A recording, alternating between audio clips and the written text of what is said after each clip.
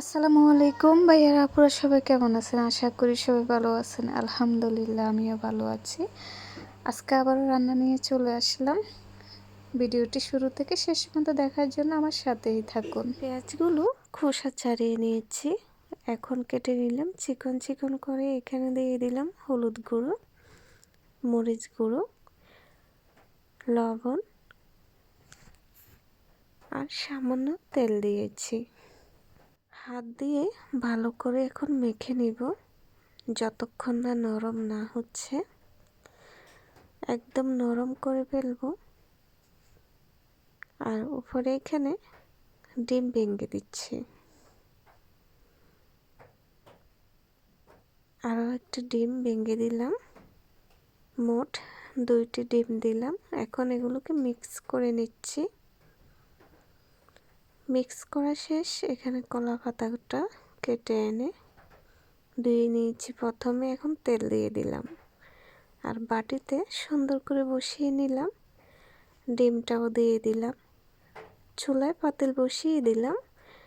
এখন এগুলোকে সিদ্ধ হওয়ার জন্য সামান্য পানি দিলাম পাতিলে আর বাটিটা দিয়ে দিলাম।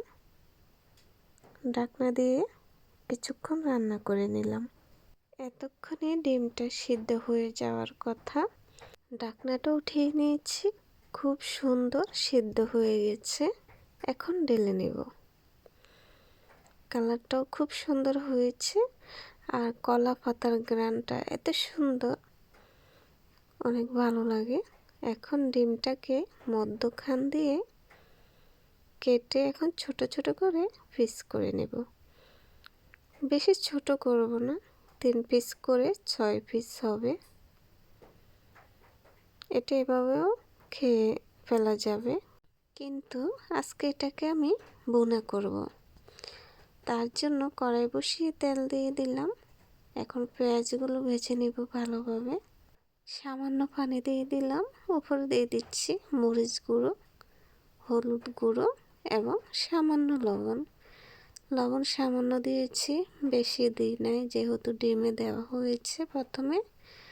এখন মশলাটা ভালোভাবে কষিয়ে নিয়েছি আর ডিমগুলো দিয়ে দিলাম। এই ডিমের বাফা ভুনা আপনারা কে কে খেয়েছেন অবশ্যই জানাবেন। আর যারা খান নাই তাহলে তো মিস করেছেন এত মজার একটি খাবার। আপনারাও রান্না করে খেয়ে দেখবেন। একটু পানি দিয়ে রান্না করে নিয়েছি, একদম মাখা মাখা করে। এই ডিমের ভাপাটা অনেক মজা, আপনারাও খেয়ে দেখবেন।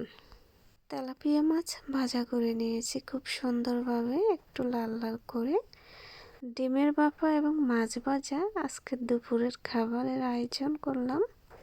আর এদিকে সন্ধ্যাবেলায় ভাই নাস্তা নিয়ে এসেছে। ডাল ভুনা এনেছে এবং পরোটা, আরও এনেছে মোগলাই। মোগলাইগুলো ঢেলে নেব। খুব সুন্দর। আর এই মোগলাইটা আপনাদের কার কার পছন্দ, অনেক ভালো লাগে। এটা অনেক মজাদার একটি খাবার।